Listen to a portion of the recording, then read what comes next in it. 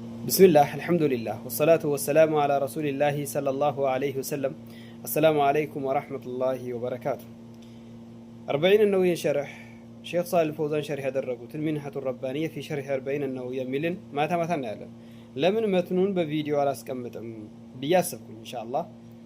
أزاري حديث الأول أجمر له مالته عن أمير المؤمنين أبي حفص عمر بن الخطاب رضي الله عنه قال: سمعت رسول الله صلى الله عليه وسلم يقول نبي صلى الله عليه وسلم سيلو سماهاتشو إنما الأعمال بالنيات سرا بنيان ملكو تككلنيانا تككلنيا لمهونو وإنما لكل امرئ ما نوى هلم سو بنياو ممنداو بنياو صداتنا بنياو طرات نو يممنداو فمن كانت هجرته إلى الله ورسوله كذا مثال ያደረጉ የሆነ ሰው የክህደት አገርን ጥሎ ወደ ኢስላም አገር ይሰደዳሉ። ሶስት ሰዎች ይሰደዳሉ።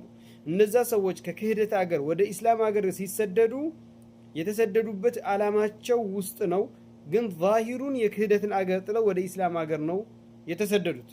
ነገር ግን ምንዳው እንዴት እንደሆነ ከዛም በምሳሌ ገለጹት። ምን አሉ? فمن كانت هجرته إلى الله ورسوله فهجرته إلى الله ورسوله ወደ አላህና ወደ መልእክተኛው የክህደትን አገር ጥሎ ወደ ኢስላም አገር የተሰደደ ስደቱ ወደ አላህና ወደ መልእክተኛው የተሰደደው አጅሩን ያገኛል፣ የስደተኛን አጅር ያገኛል ማለት ነው። ومن كانت هجرته لدنيا ዱንያን ፍለጋ ከሆነ የተሰደደው ሙስሊም ሀገራቶች ላይ የተለያዩ ጥቅሞች አሉ፣ ምቾቶች አሉ ወዘተ።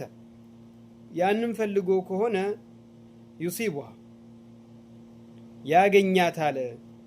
أو امرأة ينكحها ሴትም ሊያገባ ከሆነ እዛ ካልመጣህ እኔ አላገባህም፣ እዚህኛ ካልን ያለውበት ካልመጣህ እኔ ያለውበት አገር ካልተሰደድክ ተብሎ ምሳሌ ቢሆን ማለት ነው ያገኛታል። فهجرته إلى ما هاجر إليه ስደቱ ወደ ተሰደደለት ነው ዋሉ ነብያችን ሰለላሁ ዐለይሂ ወሰለም።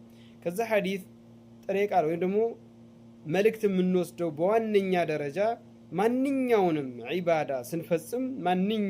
ዒባዳ ስንፈጽም ንያ ከሌለ ያ ነገር ባጢል መሆኑን የሚያረጋግጥልን፣ ማጋራት ካለበት ባጢል መሆኑ ምክንያቱም የተፈለገበት ሌላ ስለሆነ ማለት ነው። ስለዚህም ይሄ ሐዲስ የእስልምና መመስረት ወይም ደግሞ የእስልምና መሰረቶች ውስጥ ከሚቆጠሩት ሐዲሶች ውስጥ አንዱ ነው። ወላሁ አዕለም።